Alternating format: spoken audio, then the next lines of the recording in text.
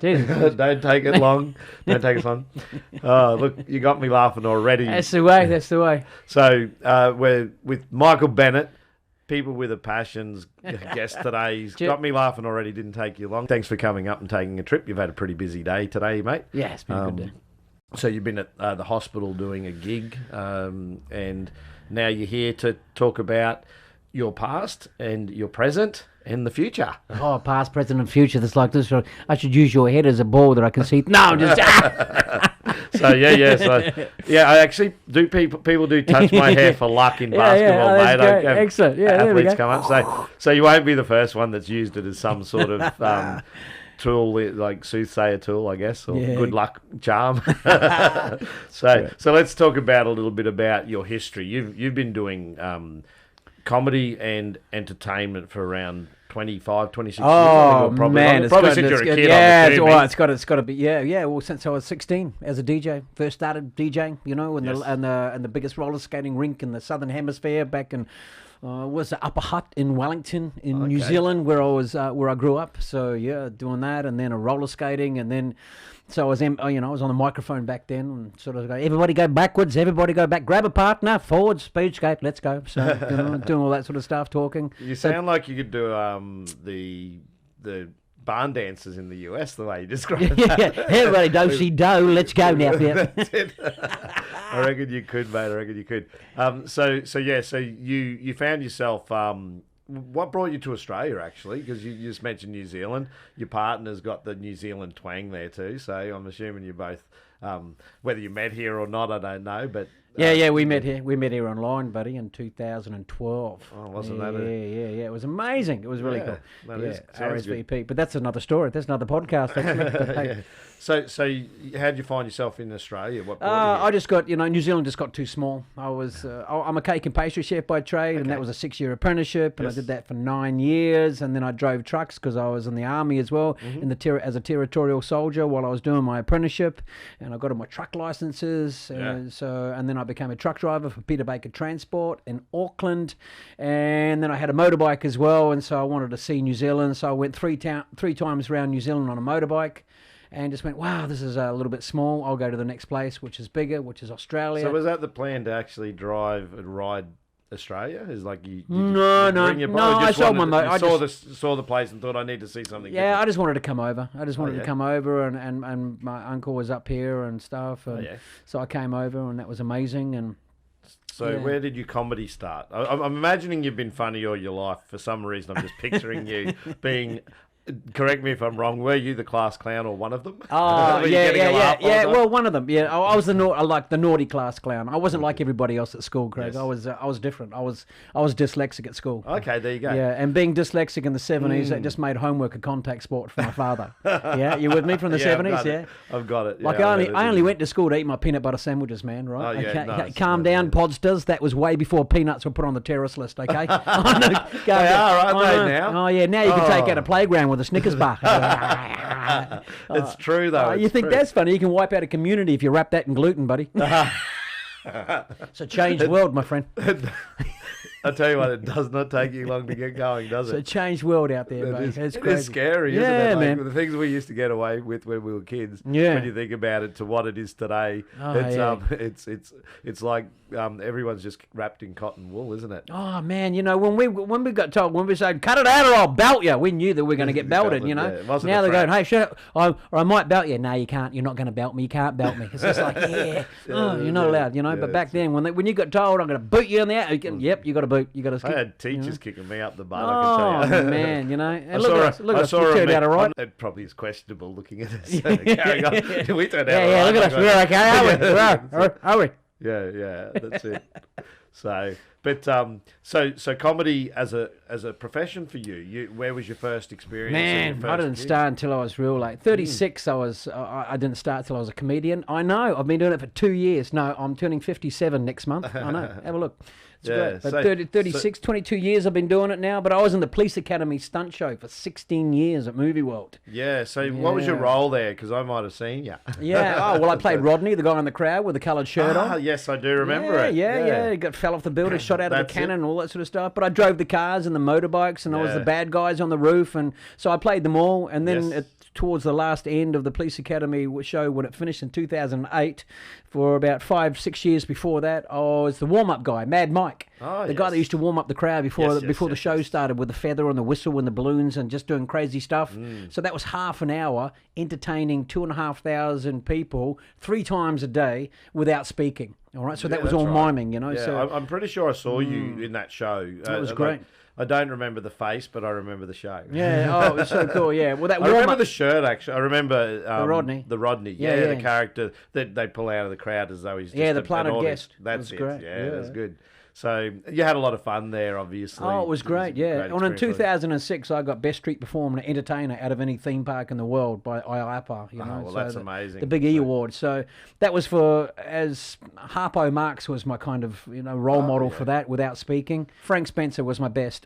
Oh, yes. I've just been articulated. Betty! Make sure Jessica's down. We're going out. So... I mean, he did his own stunts and he did everything, and just watching that and seeing him and his character and just by making people laugh without actually saying a word is pretty. It's powerful, isn't it? Oh man, it's real powerful. It's seen as being hard. I was in here interviewing your wife, and you're out there making me laugh, and I had to block myself out because you just can't help yourself. There's something in your makeup that needs that connection. I guess it's a connection for you. Look, I think it's my passion, it's my calling, and it's my purpose that I've finally come into agreement with. My purpose is I'm a dealer. I'm a drug dealer. I'm a drug dealer. I am. Explain that. Like, we're laughing, and I'm laughing because the connotation. I'm dealing in serotonin and dopamine. That's it, man. And if you're lucky, a little bit of oxytocin is going to come your way as well. So that's what I'm dealing in. And then my whole thing now is to trying to counteract cortisol. So that's what I do wherever I can. If I'm at an airports or shopping malls or in Sydney on the main street, and you see people without a smile on their face, hey, if I can just inject one, just give them a little bit of a smile. We're just going, because it only takes that split second. So do you want to talk about that bad boy cortisol? That bad boy cortisol, that's a nasty stress hormone that gets released, which is the flight and flight. We're supposed to have it. It's all right. It's amazing. And that was like if we were getting chased by a saber-toothed tiger, the fight and flight comes out, all right? The cortisol, which gets released, and it's a steroid hormone that goes through your body. So once that happens, your heart beats a little bit faster, it grows a little bit better, and it pumps blood into the extremities, so you could either run, fight, or hide. All right, that's what we're supposed to do from the saber-toothed tiger, so we don't get eaten. Yeah. All right, but it's only supposed to last a short while until the danger's gone. All right, the same as like if a gazelle was trying to get away from a lion. All right, 20 minutes later, he's gotten away from the lion. He's back nibbling grass, and everything's cool, and it's great, right? And that's how we're supposed to have that. But when it gets released in your body, the cortisol, because your extremities and your heart's bigger and it pumps all the blood, what's not needed doesn't get used, all right? So your gut shuts down. So once your gut shuts down and all the organs inside there that are supposed to break down all your nutrients and stuff is not needed at this present point in time, because if you're getting chased by a saber-toothed tiger, it's not the chance to eat a pizza, all right? So, you don't need that. You just need to run. So that gets stuck down. But these days, all right, it's not the saber-toothed tiger. It's the guy that's just cut you off on traffic on the way through. Fight or flight, you get that cortisol gets released in your body, and then we're holding on to that for way too long, right? We're holding on to that till we get to work, and then someone goes, what's the matter with you? Just going, this guy cut me off in traffic. And you'll see the same guy next week, and you're just going, what's wrong with you, man? Geez, you're all right. And he goes, last week, this guy, it's going, you're still holding on to that. Yeah, it's a trigger, because you got triggers. Man. People hold on to stuff. It's programming. It is, self-programming. Yeah, my oath. It's absolutely amazing. Like, people say the words can't hurt you, all right? And you're saying, well, as you're saying, they can because they're nasty words, and these, but it's your perception of the words, all right? And what I like is Jack Canfield's equation of life. I don't know if you know Jack Canfield. I don't. He's amazing. Educate me, all right, he's amazing. All right, so he's absolutely incredible. He was off The Secret. And he does incredible stuff. So the equation of life, which I've taken on board, and I just absolutely love, E plus R equals O. So the event plus the response equals the outcome. Yes. So if you're not happy with the outcome, you have to change the response to the event.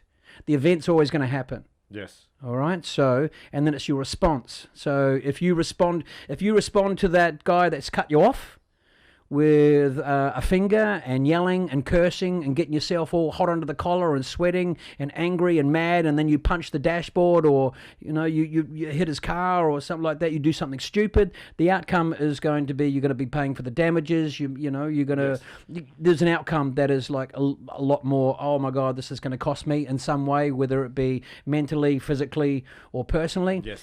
Or your response could be like, hey, no worries, man, I don't know what your rush is, mate, namaste, I hope everything's okay with you, I'll let you in, cool, excellent.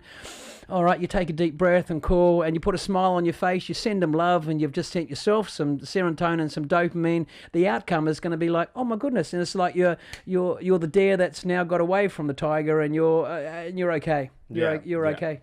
So that's the response. So it's a response, to the event. Yeah. So and so it's our actions, like we all, and my whole thing about the with the cards, we get dealt. You heard that one. We can only play the hand that was dealt to us. Yeah. Yes. You've heard that. It's the Yes. saying. Yeah. Well, in my book that I'm writing, I say, hey, look, the universe is the dealer. All right. Yes, The universe yes. always deals the cards, and he's a great dealer and a great shuffler. All right. It's amazing what he does. Yes. And he'll deal with a hand, and this is the hand that he wants you to have. But look, he doesn't want to win. He just wants to hand you these cards and go, rightio, have a look at the cards yourself. Now you've got to tell me what you don't want in there. I need you to know which is your direction of purpose and your goals and what you need. What doesn't fit there with you? You want to throw down the whole hand or take away 1 or 2 or 3 cards? Like if you're playing poker, yeah. Okay, so you have a look at it. You throw away what you don't want, and then by that he realizes and goes, okay, I'm going to give you these 3 cards.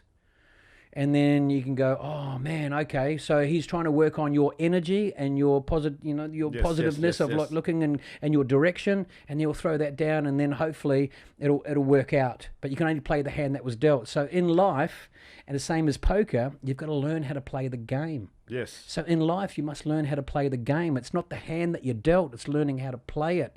Yes. And so that's your emotions that you put behind an illness or something that's happened, or an emotion, or a feeling, or something. So it's how you play that particular hand that you've been dealt. Yes. Yeah. That's the way I like looking at it. So I've got a question for you, and I don't know the answer to this, but. Are you a little bit on the NLP side, the Neuro Linguistic Programming? I love the Neuro Linguistic Programming. Yeah, that's and anchoring and triggering is amazing. Yeah. The reason I asked that is because I saw a snippet of you on social media, and even though you do the stuff without words, it seems with your resilience coaching and things like that, and your comedy and your inspirational comedy, that you're understanding the full power of words. How old are you? 8! Whoa! You don't mind the Cougars? Doesn't mind, of course not. He's the captain. Have you got a boyfriend? No!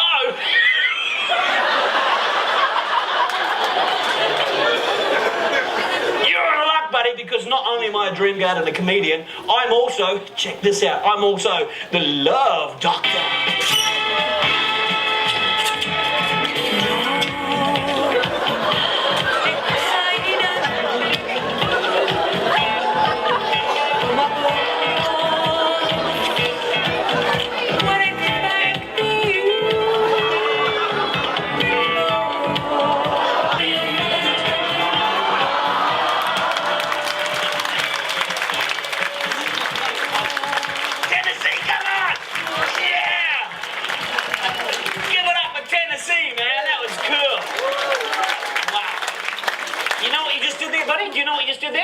You gave a lady a flower. Do you know what that's called? That's called respect, buddy. You've got to look after all the ladies in your life with respect. You're a cool dude, and I reckon you can do that. Look after your mum, your sisters, your nans, all the beautiful ladies that you meet. Yeah. Gonna cough, hang on. Go on. I've been waiting for an hour to do that. Not offense to you. I just don't want to.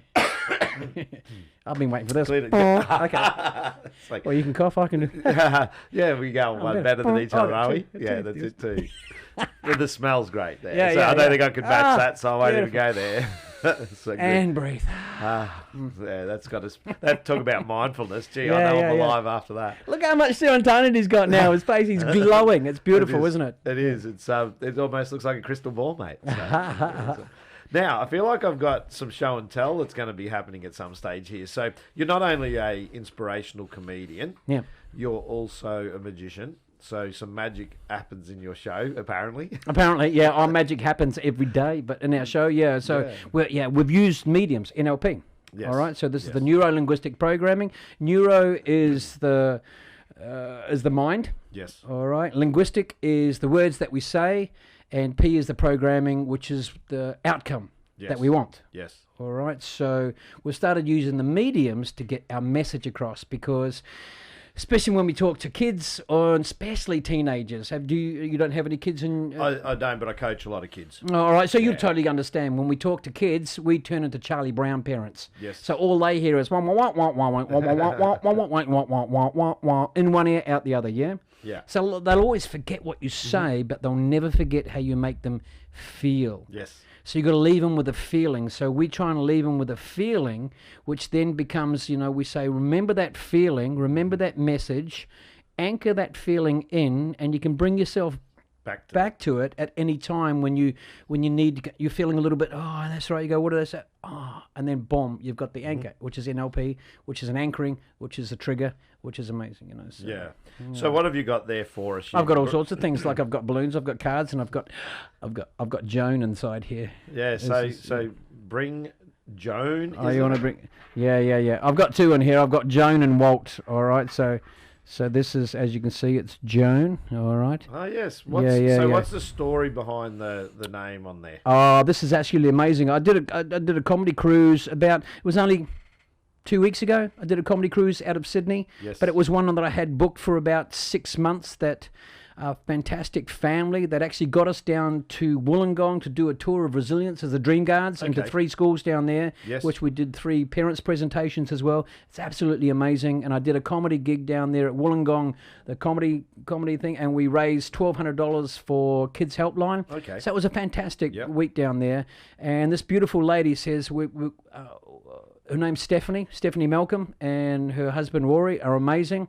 They're great advocates for the Dream Guards. They look after us. Her mother is 90, just turned 90. Yeah. Okay, all right, and she is absolutely, and her name is Joan. Ah, okay. All right, so when we were down there in March, I brought the fantastic Walt. All right, so this is Walt here, all right, and that's got another story unto itself, which is amazing, but I'll share this with you here. And so when we went on this cruise, we surprised her. So she thought there was going to be about 5 people on this cruise, this 3-day comedy cruise, but I'd asked my agent if they could book me as one of the entertainers, and sure enough, it happened, and thanks to Sit Down Comedy Club, I was on this cruise, and 16 of her family members were on it, Yes. And Joan was amazing when we were down there. She just got her license again. She's 90, just got her license again, and stamped it for 5 years, because she travels from Wollongong to Sydney twice a week to meditate. Wow. Amazing. This lady, and she is so switched on and incredible. And when I was down there in March, I used this flute because we do meditations, which is actually on our app. Yes. The music behind. We'll talk about the app, yeah, for sure. So behind Donna and I narrate the meditations to find peace and calm, and breathing exercises there for the youth and any age really. And we've got the 432 hertz flute, which is 432 hertz, which is the frequency of love and the frequency of nature. Is that so? That's the Earth frequency. That's the Earth frequency. I think it's even termed. Some call it the God frequency. Yeah, it's exactly the frequency of love. Yeah, because now because the Earth actually has a frequency. That's right, 432 hertz. Yeah, which is the frequency of love, and that's why I put on here. I've got Joan. I put this on here, and then I put this as well. They go, "What's Joan?" And Joan is, "I am love. I love you." Yes. So when I play it, and so when we were on the cruise, she actually handed an envelope to each 16 of her family members, and she was so stunned that I was on there and grateful, and we just made a laugh, and I meditated with her on and some of her family members with Walt. She handed me an envelope as well, and it had some money in it, and I says, I'm gonna buy a flute that I've had my eye on, Joan, and I says I'm gonna call it Joan, all right, with you, and so when this is played, it's going to be played through me. From you, I'm gonna channel you, and it's gonna come through this flute. And so wherever whenever it's played, your frequency of love from Joan is going to go out, and she, oh my God! So that's the story behind Joan. And that's the approach and the philosophy you and your wife have about connectivity. Yes, that yeah. You firmly believe that we are all connected. Oh, totally. We are. It's energy. It's energy, you know. And if we connect with love a lot more, all right. And the first connection we must have with love is to ourselves. We have to own the reflection in the mirror, which right is ourselves, all right. So what I try to get people to do in the mornings or at night time is look into the mirror, look into your eyes. Don't look at the facade, all right. Don't look into the warrior within. So you're looking into the eyes in the mirror. Say your name and say, I love you. You know, and look into the mirror and say, I am love, I love you, and say your name. All right, and once you've got that and you start taking on love for yourself, that energy grows. It grows from 3 meters to once you totally believe, all right? Just have to be you and believe in yourself. Yes. Once you do that, it becomes 9 meter energy frequency of love around you. 9 meters. So wherever you walk. And if you start doing this and you do that for 21 days straight, brother, in the mirror, you'll start seeing people smiling at you without even you, and they'll just walk past and they'll double take you because of that energy and frequency. It's amazing, man. Oh, you want to hear a little bit of Joan? Can we hear? Hopefully, the production of the microphones will do it some justice. It'll be fine. Yeah, I usually have a little reverb speaker on me, but this is going to be fine without it, I think.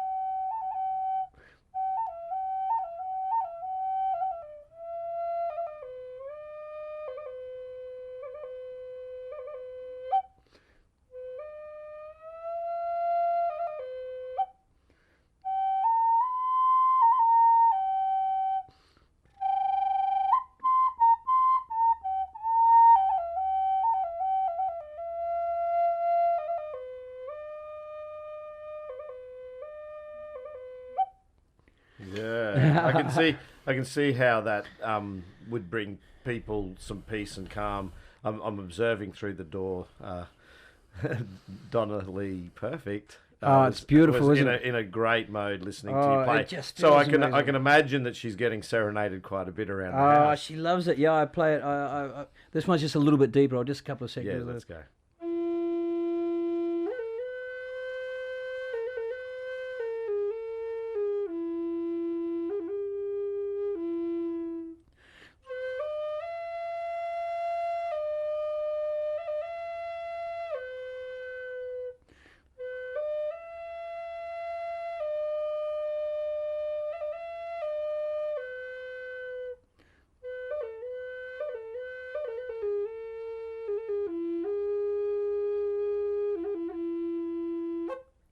I know, they're amazing. I'm sitting there thinking, and it's something that I want to ask as you're playing that. A lot of people who play instruments have a connection to their instrument in some way. It's like it's an extension of you. So what are you thinking when you play that, or are you not thinking? Like, is that connected? Well, no, it's just challenging. Like, I don't have... You see, I don't play an instrument, and when Walt gave me this, he was a shaman that's been playing these for 40 years, and so I heard it, and I said, what is that? And he goes, it's a Lakota Indian love flute. And I went, oh my God, I fell in love with it, as I did with Walter as well, because he's an amazing shaman, all right, with great energy. And I said, do you do lessons? And he went, yeah, I do lessons. So we went round, and he gave me this. He gave me this one here. And then he picked up his one. He's got about 15 different flutes, and he says, "Do this." And I did it straight away. And he went, "What?" His eyes widened up, and he goes, "Right now, do this little bit." And I went, "What?" Okay, so I did that straight away. And he went, "Nobody's ever done it that fast, that cool." And I just went, "Oh man, I love it." I just, and what happens is like, this is made for Indian boys when they're coming of age. Okay. All right, and that it's made by an elder or somebody in the village or a relative. And then they go up into the bush once once they get a flute, they go up into the bush and they play from the heart, and they play to the elements. They play to the rustling of the trees and the babbling of the brooks and the thunder and the lightning and the rain, and they find their sacred place in a cave up in a tree behind a bush. So they do this, and then when the ladies come of age, they then go up into the bush, and then they're wandering around the bush, and they hear these different flutes, and then they're directed to wherever this flute's coming from, and then in their little hiding place, they'll see the boy that's playing the flute, and then they're connected to them, and it's a heart connection through the frequency of love. So that's how I play as well, and that's why I like to play it around water all the time, you know. So as I said, I was watching Donna Lee Perfect. Explains everything, mate. She's like out there. The eyes are closed. She's found a man, I think. Yeah. No, it's great. So cool. So no, it's very unique. I saw again a video that I shared today before you came, because you promoted that you're coming on. Not you were promoting what you're doing today, but you also mentioned. So I thought, well, you dropped that you're coming up here after your work today. So I thought, well, I'll throw it out there that you know what you're doing, and you played the flute as a background track, I guess, to Donna's narrative about what you were actually doing in a live stream. Yeah, it's kind of cool. It was very cool. It's a unique sound. And I think it's beautiful. It is. And you can see people transcend. Like I do it at airports too, when it's really busy, and I have planes of they're cancelled or they're not flying, and people are waiting for ages, and even the hospital, you know, people aren't feeling too good or coming out, and there's a lot of stress around, and then I pick up this, and I've got my little amp that's got reverb on it. I start playing it gently in the background of these places, and you can see people's they just start to and they just get on, and through the frequency of it's love, buddy, you know. Yes. And so when I like to play to water, because water actually absorbs energy, which absorbs love. You know the Dr. Emoto's story of water. No, go. Oh my God, you got to do that. You got to Google that, check that out. Yeah, because he's in 28 years of studying, he realized that it takes on the energy. Water takes on the energy, and he had 2 petri dishes. Just quickly, he split them in half. Oh yes. And then he gave this one all hateful words, like when he froze them first, froze them. I've heard. Okay, so they're beautiful crystals, and then he takes them out, and then he gives this one love and great emotions, and then this one here hatred, and froze them again. This one came out even more amazing and beautiful crystals with points and sharp. This one here, no edges on it, and started to actually discolor and stuff through. Okay. So it takes on the frequency. So I play to water, and as water does, it goes down, absorbs the frequency of love, and then it dissipates and evaporates and goes up to the clouds, and then when it rains, bro, it rains love. I know, I love it. I love that. I like it. Clear your throat again, or in your case. Okay. All right. Okay. So let's talk about so the inspirational comedy. Like, you've been a comedian for a really 22 years. I've been a comedian now for. Yes, I love it. It's great. So why the term inspirational comedy? What makes it different to any other comedy that I'm going to experience in my life? Well, I like to leave people with a message, and I'm finding they're doing that now. So they're living with an amazing and very cool message, even though I'm giving them the aha moment.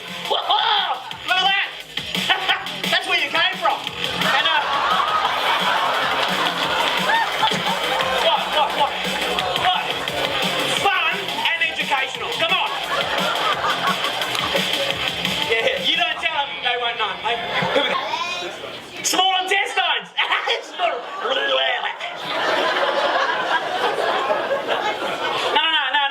look. It's a teddy bear on a motorbike. That's fantastic. It is the power of words and the use of acronyms and things like that. Yeah. Now, when I'm talking about my grandmother, you know, like and I have an amazing illusion, you know, just going, she's there, and I'm crying coming home from school, just going, oh, and my nana's there, just going, darling, sweetheart, what's the matter, sweetheart?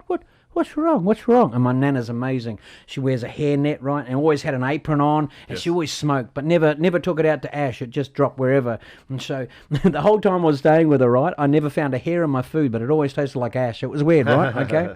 She goes, Nana, what's wrong? I said, Nana, they're calling me dumb at school. They're calling me dumb. She goes, Michael, they're letting you inside your mind. Don't let anybody inside your mind. Not without paying rent, darling. Don't let them inside there. And then I do this big balloon illusion, right? And I put a needle into it. And then I says, Nana, they're just calling me dumb at school. They're calling me dumb. She goes, Michael, darling, sweetheart. Old people have to eat themselves before they speak. I don't know. It's weird. She goes, Michael, you are dumb. The crowd just goes, no, it's right. They're just going, ah. She goes, well, no, you're supposed to be my friend. Why are you calling me dumb? Take on their words, Michael. Take their words, take their power, but give it your meaning. Don't take on their meaning, sweetheart. Give it your meaning. Because every time I see you, Michael, you are dumb. You are determined, unstoppable, motivated, and you believe in yourself.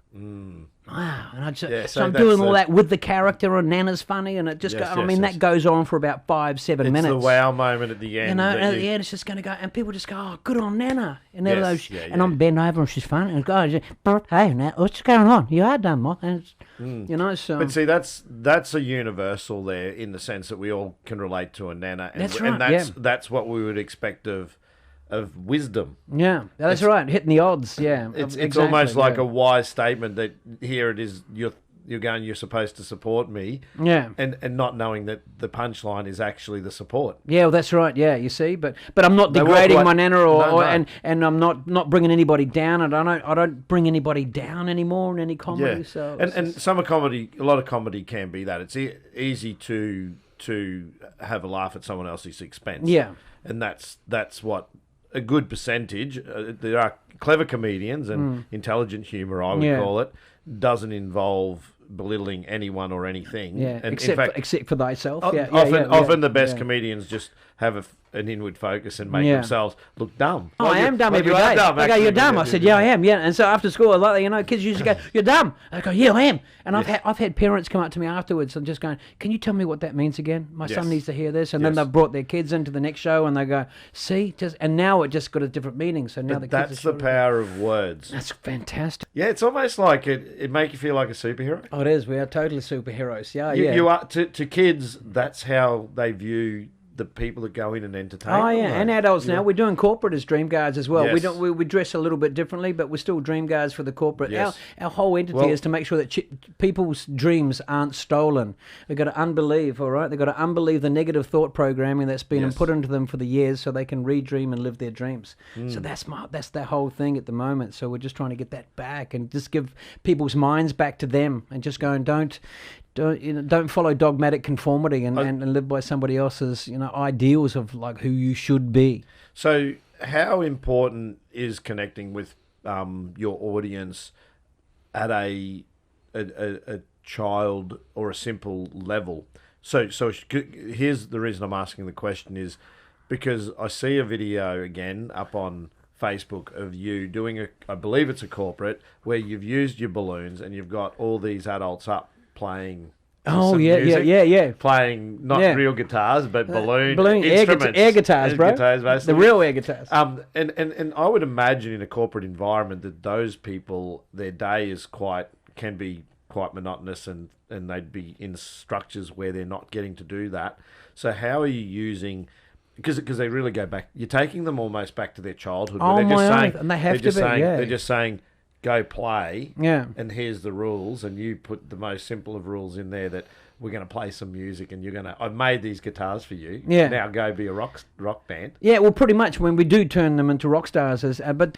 So what we're doing, right, is just making sure that their imagination isn't lost, because once they start losing their themselves, their focus, their vision, their dreams, is because their imagination is gone, because they're now being pre-programmed by a situation that they feel as though they're in, a job that they can't get out of, that they hate, a relationship that they're in that they feel as though they're stuck in, and there's a reason they can't get out of, or some situation. So we're just going to go, no, you've just lost your imagination. You've got to unbelieve those negative programs. Once we can and so that's what we're teaching the corporates as well, and for their mindset, so they can get, if they love themselves and they get serotonin and dopamine, it's going to escalate and get into their customers and their clients. Yes.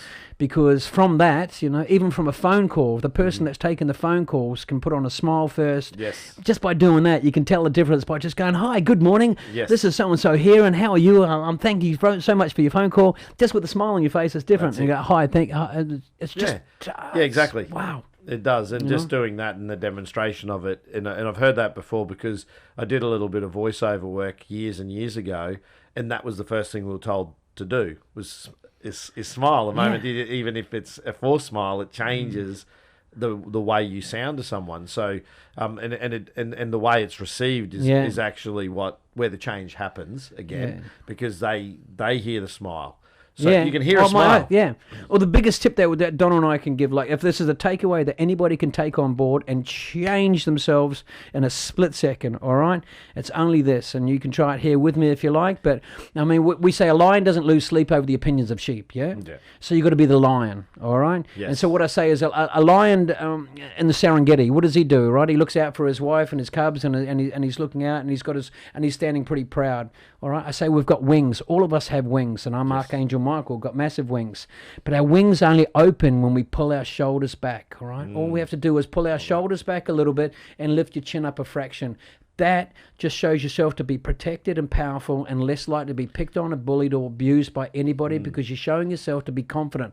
That one thing alone, all right, will do that. And by amping that up, you put a smile on your face at the same time. Yes. Now try and think of something that you hate, or somebody you hate, or a food that you hate, and try and get that cortisol in there. You won't. You won't. It's powerful because what you represent to the world, even though a lot of people wear masks, what you represent to the world, you almost become or do become. Yeah, so you think, so it should be. Yeah, of course. Yeah, that's the whole parody of that. Yeah, so you know. And you talked a little bit about changing the programming. So you're using the word programming. You can reprogram yourself. Oh, for sure. Our biggest bullies in our lifetime are ourselves, Greg. We are our biggest bullies, right? The negative self-talk that we say to ourselves on a continuous basis, and especially when we look in the mirror and own the facade instead of looking at the warrior within. Yes. Like, we would not let anybody talk to us like that. Our friend or our families talk to us like that. Yeah. And if we had some people talk openly like the way we talk to ourselves, we'd want to punch them in the head. Yeah. So why do we do that to ourselves? You know? I know people who do that, and I think when you learn that that's not a good behaviour. Yeah. To have that negative self-talk. Yeah. That you can change. Just your reverse life. it. You can just totally reverse it. It's having acknowledgement of that negative and catching it, and then going, oops. You know, and recognizing it for what it is. Yeah, and then just constantly, just like you can flip it. You're just going, I am love, I love you, and just like say it to yourself. You know, so. But you said you do it in the mirror every day, and you encourage people to do that. So really, reprogramming is actually being repetitive with the positive. Has to be repetitive. Well, as David Henry Thoreau says, he goes, to make a pathway on earth, right? You've seen those pathways and goat tracks? Must be walked over and over and over and over again. So now, those bike tracks that kids take and pathways across, you know, cul-de-sacs and whatever, over and over and over and over again. To make a neuro pathway in your mind is the same thing. So you must speak nicely to yourself and have positive self-talk over and over and over and over and over and over again. And then it becomes like that pathway, it becomes programmed the same way that you know how to brush your teeth, how you tie your shoelaces, how you can jump in a car and change the gears and just drive from work to place to home, and like all those things. Like, you don't have to think about those anymore, do you? So if you say to yourself enough times, I am love, I love you, I am love, I love you, I am love, I love you. All right, if you do that as an intention before you go to bed, and go to bed with I am love, I love you to yourself, your dreams are going to be amazing. You're going to wake up more inspired, or you're going to wake up with more gratitude. Your day is going to start and absolutely be amazing, and then you will generate and get more love. It's just, there's no other way. But it has to be repetitive over again. When I was doing martial arts for 12 years, we had to go in, 15 minutes meditation, punch the bag 1,000 times, kick the bag 1,000 times, 4 times a week. Going, what do you do that for? So if a fight ever comes up, we knew how to punch. We knew how to kick, you know. And it's just like, you've got to do 100 hours driving to get your license, your L's. Yes. Why do you have to do it? Because it's repetitive. You have to do 100 hours, and then after 100 hours, you should be a driver. Yes. Well, this is the same for self-love. Be kind to yourself. Just be kind, man. Yeah. I'm a bit funny with the word nice and kind. I feel they're two different words. So you hear people saying, "Oh, be nice to people." It's no. Be kind to people. Yeah. Anyone can pretend to be nice. Yeah. But kindness for me is from the heart. Nice is a facade. Yeah, I like that. It's like faith and hope. Yeah, they're two. Yeah, different. It's great. You know. What is Jim Carrey says? What do you go? He goes. Hope walks through the fire and faith leaps it. Okay. You know. So there you go. So the difference. Yeah. So let's talk about the app. So you have produced the, is it the DreamGuard app, or what's the name of the app? It's the DreamGuard app, yeah, it's fantastic. DreamGuard, it's a free app, and it's absolutely amazing. From some amazing philanthropists help us get this app together, because we had a vision. We wanted one button to help as many people as we possibly can. Yes. As youth mental health first aiders that Donna and I now are, Yes. and Donna's a lifeline suicide prevention trained, and Yes. so we wanted to help as many people that find themselves in a situation, no matter where they are, so they can go to one button. So the first button on our app is support, which has Kids Helpline, Headspace, domestic violence. It's got Indigenous helpline, men's helpline. So it's got 9 support acts straight away that'll go to their websites, and then on there they'll have all the information necessary for anybody that's trying to find help for somebody else, or somebody that's trying to find help for themselves. Yes.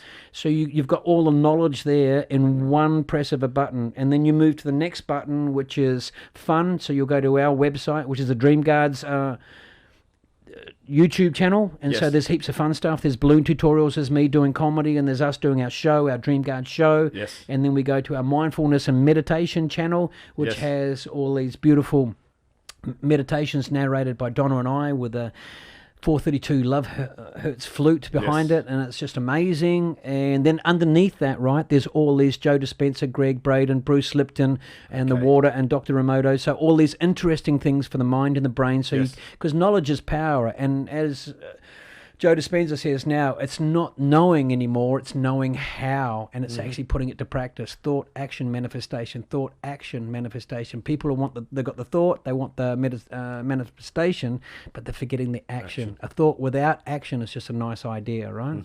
So our app is incredible with that, and then we've got the Donna reading with our Rocky Rockstar, with our rescue dog as well. There's about so 20 stories on there now. Is that for kids to listen to before bed, or what's it's just to immerse them for parents. Entertainment, so that kids it could be used in any environment as the kids, because kids these days are pretty much operating iPads at the age of 2. But we're trying to get that imagination and cognitive going, so they can lose themselves in this wonderland of imagination, and then with these really cool messages. And so when Donna was read to at her first foster home that she went to out of 13, it was the best one, because the lady actually took the time out and read, and Donna was able to lose herself in these stories and actually forget. So all the cortisol was gone from the stress that she had in life, and she was able to lose herself and transcend this world of amazement and cool voices from this lady, and the memories. That's the NLP and the anchoring. And so we thought, with all the busyness that these parents are in these days, why not put the iPad or the phone on the counter, which several people have done while they're making dinner, and then Donna's reading to them, and so that and the mum's listening to it as well, and then now the child's engaged, that they haven't got enough time to read themselves while they're making dinner. So now they can, and we've done it up so it looks as though you're looking through an old TV set from the 70s. It's absolutely amazing. And so it's got Rocky Rockstar in there, which is incredible, which is the star of Donna's book, The Adventures of Jesse and Rocky Rockstar, and he's going to be, so we're trying to get the synergy of like our rescue dog, which is cool. So, and then we've got our app on there where they can contact us if they need any support or any help, or in our emails, or come to a corporate gig if they have one, or any shows or schools, man. So the app, the DreamGuard app, and our website. Is that on both platforms, iOS and Yes, it is. Android? Yes, it is. You can go straight to either of those shops and get it off there. It's amazing. Yeah, it's such a cool app. It's so much fun. So. Yeah. Now, I don't want you to leave without making something out of balloons. You've thrown them there, so... Oh, it's craziness. Yeah, all right. Can you make me a person?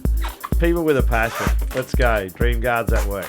Okay, cool. All right. A person. All right. Can you do a person? I might have to... Or something. All right, I'll see how fast we can do this. All right, here we go. So I talk about this being... it says we don't know our true colours until we... add a bit of pressure, all right? Pressure's what it's all about, and then people go through twists and turns in life, all right? And these are the problems that we have, like all these, and it feels. This is what stress feels like sometimes, It ties us up. And in sounds knots. like. Yeah. Ties us up in knots and gets us a little bit crazy, yeah. But as much as I say to other people that whatever you're going through and the stress that you're going through, there's always somebody else, bro, right? Yeah. There's always somebody else going through their own problems and pressures as well. and I say, hey, look, you know, so it's all about having compassion and empathy, right? It's like looking at somebody else, and then I ask people what empathy is. I said, you know what empathy is? Empathy is actually stepping into the shoes of somebody else, so you can then feel them, all right? So you can take a bit of time and you can take a few breaths yourself and actually really feel them. That's what empathy is, yeah? And then I say compassion. Then once you have empathy, then you have compassion. And compassion is what you do with that empathy, you know? So how you feel about that other person, that person that you see being bullied, or that person that you see being picked on or looks a little bit sad. Compassion is going up to them and either talking to them, or somebody that you don't know, you maybe want to give them a smile, you know? When Donna and I say that all the time, make sure you got your best curve on before you leave home, yeah? And your best curve is your smile. And if you see somebody without one, just give them one of yours, yeah? You can save a life just by doing that, yeah? Yeah. All right. I like that. Yeah. Your best curve. Yeah. And then I say, look, you know, it doesn't matter how many times somebody else is going through the same thing, you'll understand that, as you can see here, we're all connected. See this? So your story is a little bit different, but we're totally connected in one way or another, even though our stories are different, and which shapes our life in a different way, which just like this shapes it in a totally different way, yeah? So, memories, no. Okay, here we go. So you'll find yourself in a position like this, all right, with your stresses, their stresses. All right. And then you'll find once you join and you show empathy and compassion, you'll be able to jump on your Harley Davidson, yeah? Pretty impressive. You'll be able to jump on your Harley Davidson and ride off into the sunset, right? With compassion and empathy with somebody that you actually know and love. There we go. That's for you. That's awesome. Cheer. People with a passion. Michael Bennett. I like it. I was impressed. It didn't look like anything until you got to the end. Yeah, there we go. So I really appreciate you coming in, and No we'll worries, brother. keep him there. He's riding off into the sunset as he does. But look, if anyone wants to find out any information about the Dream Guards, Michael Bennett or Donna Lee Perfect, and all the work that you're doing, make sure you check out the description below, because I'll put all the links to fantastic. about everything. Thanks, Greg. That I can, everything possible, and try and get these people on board with this global gratitude chain. I think that's unique within itself, and obviously there's a bit of movement there, so let's see if we can't get more people sending their link of what they're grateful for. Yeah, cool. So it's just a little link that this, and I think Donna will probably put it underneath as well, the size, so it's absolutely That's awesome. amazing. So, Excellent. Thanks for your thank time, you. mate. Appreciate it. All Thanks right. very much. Bye. Namaste. Thanks for taking time to watch this video. If you enjoyed what you saw, please give it a thumbs up. If you haven't yet subscribed, make sure you smash that subscribe button, and also hit the bell button to get notified when new interviews are uploaded. Once again, thanks for joining us, and hopefully we'll see you again sometime. Catch you later.